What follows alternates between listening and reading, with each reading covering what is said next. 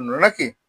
একজন চালক যদি বিচক্ষণ না হয়, বুদ্ধি সম্পন্ন না হয়, বলেন তো 1 সেকেন্ডে তার ডিসিশন নিয়ে, ন্যানো সেকেন্ড, 1 সেকেন্ডে না, ন্যানো সেকেন্ডে ডিসিশন নিয়ে কাজ করতে হয়, সেটা কি? বলেন তো কোন প্রফেশন? একজন ড্রাইভিং প্রফেশন। ন্যানো সেকেন্ডে ডিসিশন নিয়ে কাজ করবেন।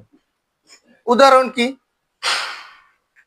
আপনি যখন একটা মোড়ে গেছেন, হঠাৎ একটা মোটরসাইকেল চলে আসছে, বাম দিক থেকে একটা কি আসছে, সাইকেল চলে আসছে বা একটা পথচারী চলে আসছে, ওই মুহূর্তটার জন্য আপনার কি ডিসিশন নিতে হবে, কি করতে হবে, এটা একমাত্র আপনি করতে পারবেন না, যাত্রীরা করতে পারবে। আপনার ওই চালক, আপনার মোটরসাইকেল ওয়ালাকেও বাঁচাতে হবে, পথচারীকেও বাঁচাতে হবে, আপনার নিজেকেও বাঁচাতে হবে। ডিসিশন আপনার ন্যানো সেকেন্ডে নিয়েই কাজ করতে হবে, কারণ গাড়ির স্পিড আপনার 40, 50, 60 এরকম থাকে নাকি? আবার হার্ট ব্রেক করলেও কিন্তু নিজের ক্ষতি, বা পিছন থেকে একজন মাইরা দিবে। তাহলে ওই সিস্টেমটাই আপনার কি করতে হবে,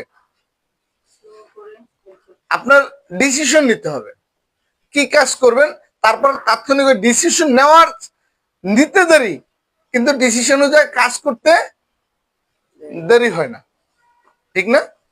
আচ্ছা, তাহলে আমরা এই যে একজন চালকের যে আমাদের মূল্যবোধটা, এটা আমাদের প্রত্যেকের নিজের নিজে থেকেই তৈরি করতে হবে।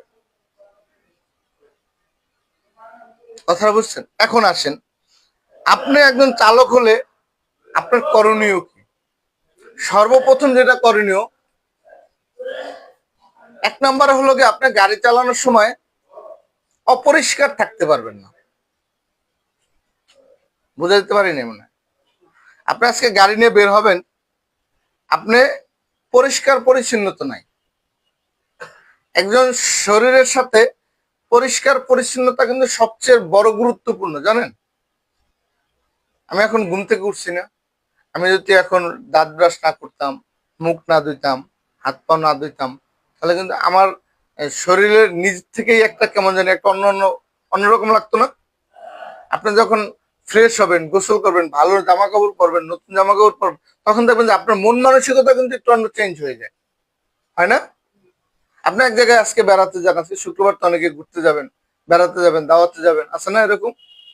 দেখবেন যে আপনার নতুন জামা কাপড় পরছেন, ভালো কিছু পরছেন, আপনার মন মানসিকতা চেঞ্জ হয়ে যাবে। আপনি একজন চালক যখন আপনি বাসা থেকে বের হবেন, সর্বপ্রথম কাজ হলো আপনার নিজেকে পরিপাটি করা।